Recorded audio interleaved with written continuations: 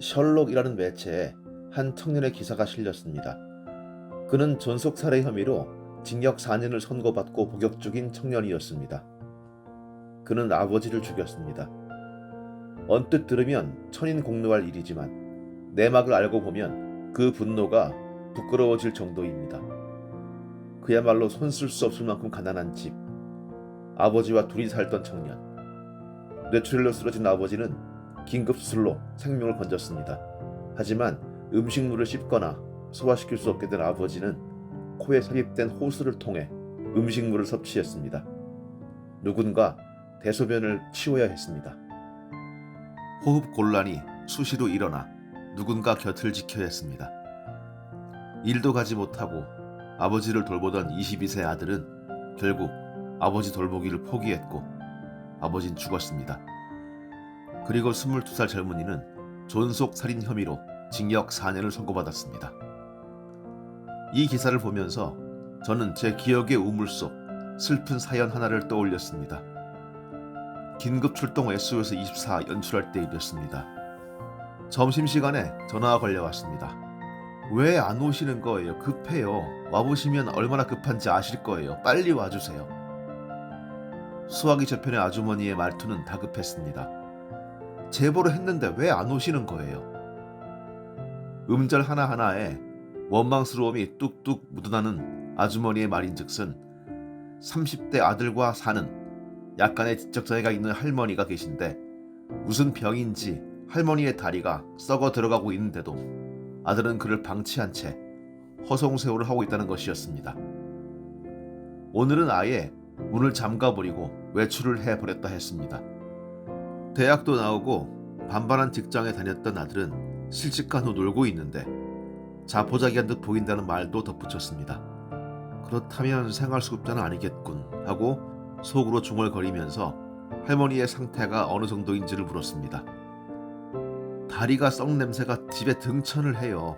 내가 노인보호인가 뭔가는 단체에도 전화를 해서 담당자가 왔었어요. 그런데 아들이 내가 이번 달 내 해결하겠다 해서 그냥 돌아갔어요. 근데 그 아들 해결할 사람 아니에요. 완전히 자포자기해가지고. 어제 내가 아들 없는 틈을 타서 할머니를 만났는데 할머니가 나더러 치료받게 해달라고 울면서 말씀하시는 거예요. 사태가 만만해 보이진 않았습니다. 아이템 헌팅 중인 PD를 찾았더니 통영이다 동해다 까마득히들 멀리 가 있었습니다. 제가 직접 가자니 수삼일 정도는 다른 일에 얽매여 꼼짝을 못할 지경이었습니다. 일단 되는 대로 찾아뵙기로 하고 전화를 끊었습니다. 한번 가봐서 정말로 진전의 기미가 보이지 않으면 이웃의 도움을 받아 집에 들어가 할머니 의사를 확인하고 그 상태의 심각성을 두루 관찰한 뒤 전문가들로부터 노인 문제의 심각성을 경청하고 아들의 방임을 명확히 하고서 아들을 대면하여 책임을 묻고 할머니를 병원으로 옮기면 한 아이템이 마무리되는 것이었습니다.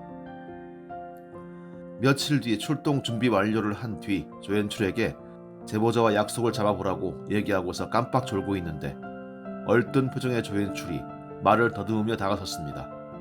선배님, 죽었답니다. 뭐야? 할머니가 돌아가셨단 말이야? 몇 초 안 되는 시간 머릿속은 부산해졌습니다. 앞불싸, 소식 듣자마자 그냥 가볼걸. 아이고 이거 왜 내가 죽인 것 같냐. 생각의 총알들이 종횡으로 머릿속을 좌충우돌 부딪히는데 또 다른 포성이 휘청 올렸습니다. 아니요, 아들이 죽었답니다. 자살했답니다. 지적장애인 어머니와 그와 비슷한 여동생 하나를 두고 있었다는 30대 남자. 결혼도 하지 않고 어머니와 함께 살아가던 그는 어느 중견 기업에서 해고되었다고 했습니다. 그 기업의 이름은 번듯했지만 구조조정 같은 것도 아니고 그냥 잘렸다는 표현하는 걸 봐서는 비정규직 아니면 임시직이었던 것 같습니다. 새벽에 나가 밤중에 들어오는 부족한 어머니 모시고 사는 보통의 노총각이었던 그는 해고 후 세상의 나락으로 떨어졌습니다. 단칸방 살림과 집불 위에 터럭보다 조금 나은 형편, 그리고 건강하지도 못한 지적장애의 어머니, 도움 안 되는 기타 가족들의 어깨에 짊어지고 힘겹게 한 걸음 한 걸음을 옮기던 그에게 해고가 어떤 의미였을지는 짐작이 어렵지 않습니다. 썩어 들어가는 어머니의 다리에서 배어나는 역한 내를 맡으면서 발을 동동 구르는 이웃의 채근을 멍한 표정으로 들어주다가 이번 달 내에 어떻게든 해결을 하겠다고 힘없이 대꾸하던 청년은 가장 극단적인 방법으로 그의 짐을 부려버리고 세상과 이별했던 겁니다. 그가 마지막 본 세상은 무엇이었을까요? 사람이 죽을 때에는 주마등처럼 과거가 스쳐 지난다는데 그 주마등 가운데 설핏 웃어볼 수 있는 그림이 얼마나 되었을까요? 세상에 태어나 30몇 해를 고통스레 살아냈을 한 우주가 제 귀전에서 이잉거리다가 먼 발치에서 사라져갔습니다. 우리 주위에는 얼마나 많은 우주들이 지친 숨을 몰아쉬며 사위어가고 있을까요? 조금만 더 빨리 소식이 왔어도, 제가 간발만 서둘렀어도 건질 수 있었을지도 모르는 한 목숨을 저는 기억합니다. 저는 그를 모릅니다. 그러나 그의 죽음을 알고 있습니다. 이 청년은 신문에도 나오지 못했습니다. 그래서 그런지 그 참혹한 지옥 속에서 죄수가 되고 징역 4년의 살인범이 돼 감옥에 있는 청년이 눈물겨우면서도 고맙습니다. 그가 살아있음을 알게 줘서 말입니다. 중요한 건 가난의 원인이 아니라 절망의 크기라고 생각합니다. 슬픈 일을 봐도 눈물을 홍수처럼 쏟은 뒤에도 며칠 뒤면 우리는 거짓말처럼 잊습니다. 유사한 일이 일어나면 우린 또 가슴을 치지만 곧 일상으로 복귀합니다. 어머니와 여동생을 남기고 죽어간 청년의 자살 소식에 망연한 지 10분 뒤 다른 아이템을 찾고 있던 저처럼 말입니다.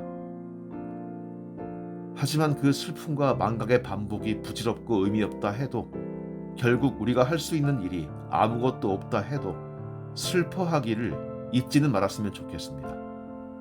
가슴 아파하는 일조차 게으르지는 말았으면 좋겠습니다. 부를 때까지 들어오지 마라. 아버진 얘기했고 아들은 피눈물을 흘리며 아버지의 말을 따랐습니다. 그래서 살인범이 되었습니다. 이 사람을 단죄할 만큼 우리 사회가 정의로운가는 잘 모르겠습니다. 로봇 학대가 화제가 될 만큼 인간에 대한 따뜻함과 존중이 흘러넘치는 사회인지는 더 모르겠습니다. 감옥 속 청년을 위해 기도하고 그를 위해 서명합니다. 부디 살아주기를, 잘 살아주기를.